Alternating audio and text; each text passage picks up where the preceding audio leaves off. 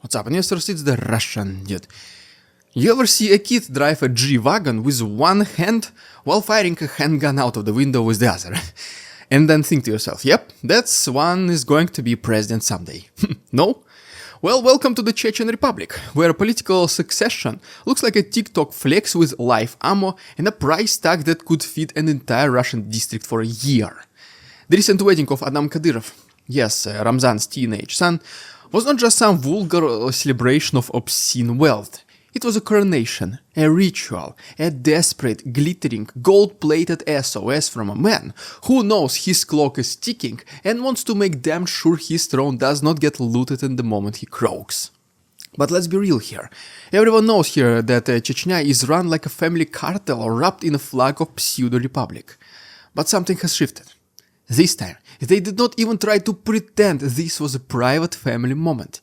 It was public, polished, state-sanctioned, and packed with ambassadors, federal ministers, and enough luxury to make a Dubai sheikh blush. This was not about marriage, it was about legacy. And beneath all the diamonds and diplomatic greens, there was one message blaring like a bass drop. Adam is next. But before we all start laughing at the circus, we need to understand what this means, not just for Chechnya, but for the entire lawless, decaying empire called Putin's Russia. Because when a gangster state tries to behave like a monarchy, the whole thing starts to rot from the inside. Putin is losing control over Chechnya, that's without a doubt. Ramzan was his closest partner, but Adam... His father probably told him to listen to Uncle Vova, but Adam was not brainwashed by the FSB for decades the same way his father was. He wants his own legacy, his own story, his own rule. Will he be able to do it successfully? Well, without proper guidance in combination with hot young blood, the probability of this happening is, let's be real, close to zero. So in the end, we have an event that kills two birds with one stone. Chechnya distances itself from Putin, and Kadyrov empire falls. What comes first? That is the real question. Let's try to answer it in today's video.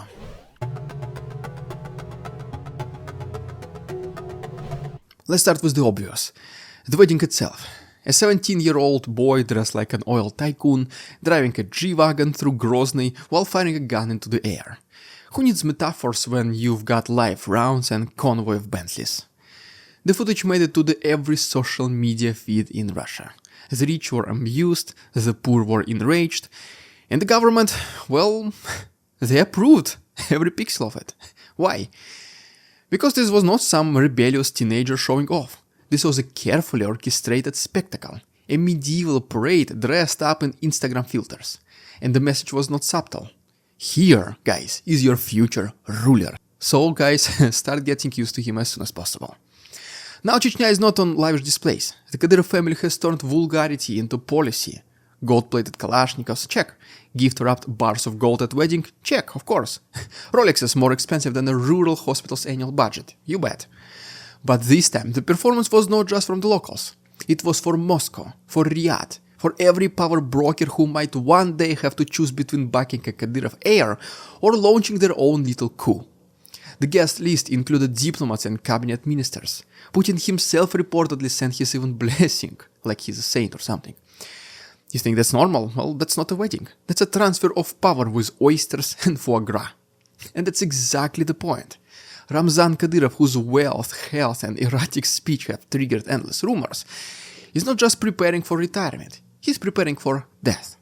One of the most recent videos we've made was about him almost drowning in Turkey, just on the resort, just by himself. And he knows the only thing more dangerous than dying in a palace built on violence is dying without naming a successor. So here we are. Adam Kadyrov just got married. But what he really got was a stamp, approved for succession courtesy of the Kremlin.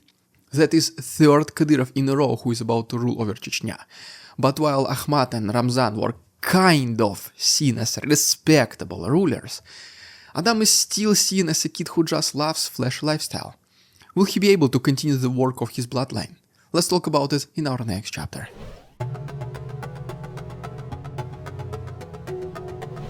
Let's talk about the monarchy part, because that is what it is. Not a republic, not a federation, a monarchy in disguise. Russia can scream democracy all it wants, but Chechnya, and frankly the Kremlin itself, operates on a system much closer to medieval Europe than modern Europe. Bloodlines matter more than ballots. Power is not earned, it is inherited.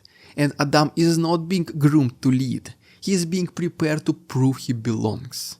Because in actual monarchies, lineage is everything. The moment a prince is born, his life becomes public property. Every birthday, every handshake, every marriage, all of it is just public record. Why? Because if the king dies tomorrow, you don't want some random cousin appearing out of nowhere and then showing up with a forged scroll claiming the throne. The heir must be seen, known and approved. This is not about democracy, it's about preventing civil war.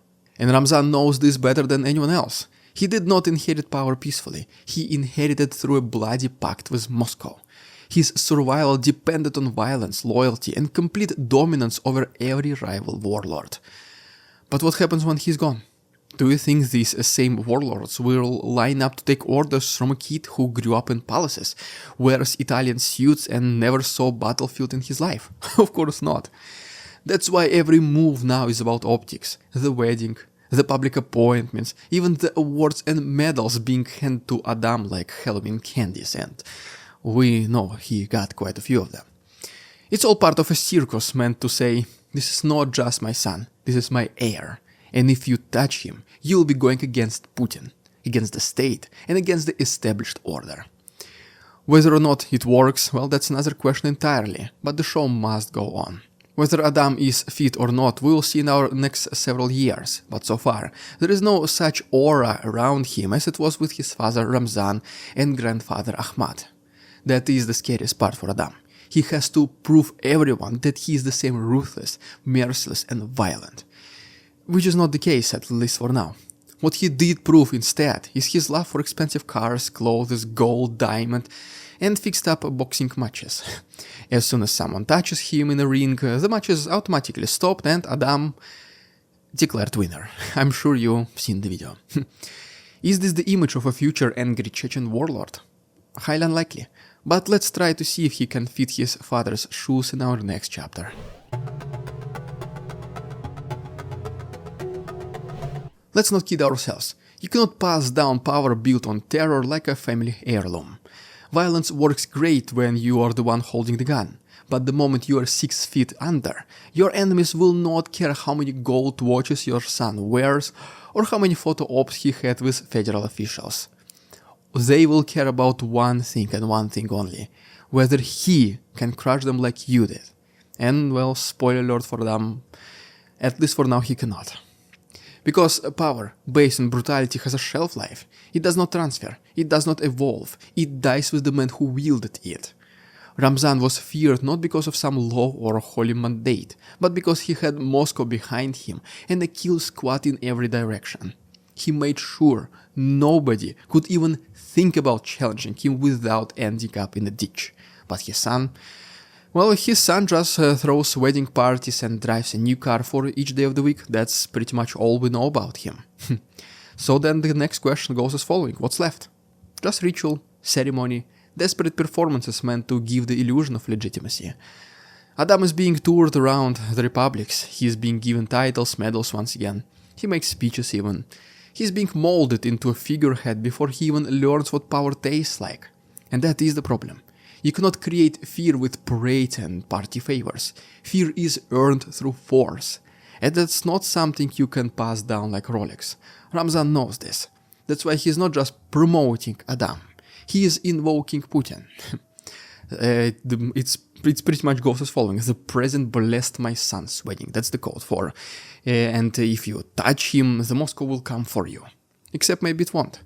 The same Moscow that elevated Ramzan could just as easily dispose of his kids if they become a liability. Loyalty in Putin's world does not outlast utility.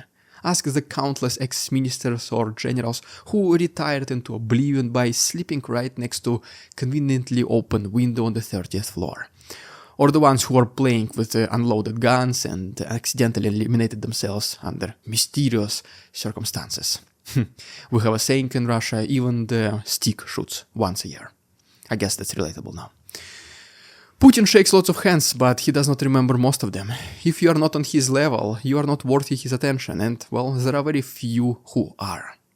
So, what happens if Adam is not able to become the next Kadyrov of Chechnya? Someone else will do it. And it will be a true violent fanatic. Because that's the only way to get power in Chechnya if your last name does not start with K and ends with Dyrov. Will this man lay on his back and surrender to the Kremlin as well? Highly unlikely. And that means only one thing. Putin loses control over the Chechnya, or the most unstable region of them all. Probably the only region which can cause real damage to the regime.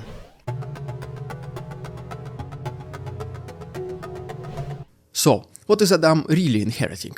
A G-Wagon, a watch, a violent legacy with no legal framework and no real protection? That's not power, that's a target on your back. Once Ramzan is gone, there will be no shortage of armed men with grudges, ambitions and connections. Every general, every colonel, every bearded man in a black SUV with tinted windows has his own network, small but still his own dreams of being the next Kadyrov. And they do not care about wedding videos or medals. They care about control, about oil money, about survival. And Adam was just another soft target with a flashy Instagram and a father who used to be feared. Ramzan tried to make him look dangerous, but he did not have enough time. Ramzan has to worry about himself now, how to live in the best way possible.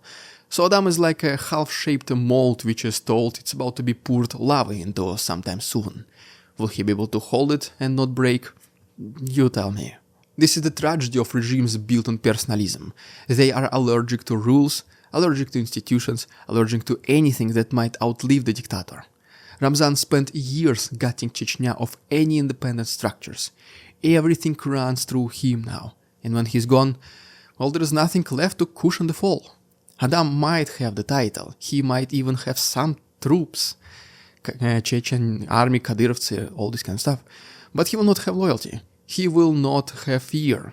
He will have a last name and a very expensive security that may or may not be working both sides. There are rumors, of course, whispers about an escape plan, asylum with friendly petrocrats in the Gulf, a safety net in Dubai, maybe even an exit deal with Putin himself. But none of that protects Adam from what's coming, because the game Ramzan played was never meant to be inherited. It was meant to be survived. Well, there you have it, guys. If you haven't done so already, please subscribe to my channel for more videos like this.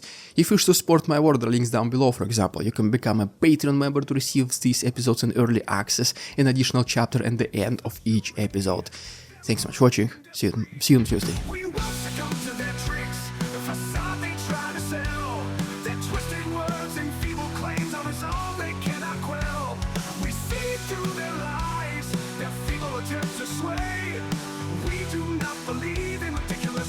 Propaganda.